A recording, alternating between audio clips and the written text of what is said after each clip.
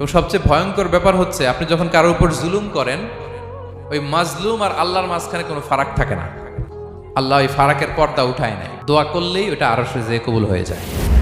খবরদার, মজলুমের কান্না কখনো বৃথা যায় না। জীবনের কোনো না কোনো সময়ে এর প্রায়শ্চিত্ত আপনাকে করতে হবে।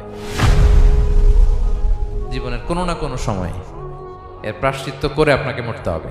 বদদোয়া করছে, ডাইরেক্ট কবুল। খবরদার আমার পেনাঙ্গের ভাইয়েরা, আমরা যেন জালিম না হই। In it's any form, operation in it's any form, যেই কোনো ভাবে, যেই কোনো ক্ষেত্রে, যেই কোনো ধরনের হইতে পারে জুলুম। কাউকে আপনি ছোট্ট কোনো কাজে ঠকালেন, বন্টন নীতিতে ঠকালেন, হ্যাঁ, জমি মেরে দিয়ে ঠকালেন, আমানত মেরে দিয়ে ঠকালেন, ইন ইটস এনি ফর্ম যদি জুলুম করে থাকেন, খবরদার, মজলুমের কান্না কখনো বৃথা যায় না।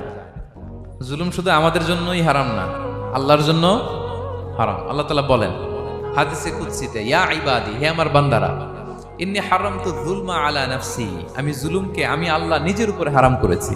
ওয়া জাআলতুহু বাইনাকুম মুহাররামা, এবং এই জুলুমকে তোমাদের উপর হারাম করেছি। ফালা তাযালামু, তোমরা একে অপরের উপর জুলুম করো না। জুলুম শুধু আমাদের উপরই হারাম না, আল্লাহ নিজের উপরও হারাম করেছেন। তাহলে জুলুমের সাথে কি মুমিনের কোনো সম্পর্ক থাকতে পারে? পারে না।